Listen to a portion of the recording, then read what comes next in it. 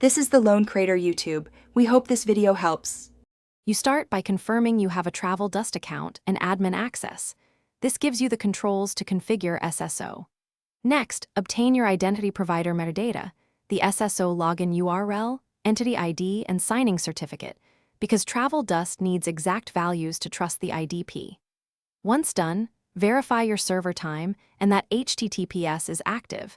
Mismatched time or insecure endpoints cause SSO failures. Gather these prerequisites now so you can move into configuration without interruptions. Now you configure SAML within Travel Dust. Paste the IDP metadata or upload the certificate and set the assertion consumer service ACKs and single logout endpoints precisely as your IDP provided.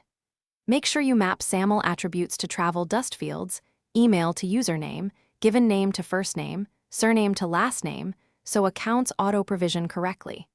Once mappings are set, choose whether to enforce SSO for all users or keep a fallback.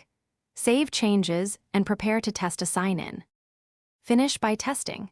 Initiate a login from Travel Dust or your IDP and observe the SAML response. You want a successful assertion with mapped attributes. If it works, enable SSO enforcement to route all users through the IDP.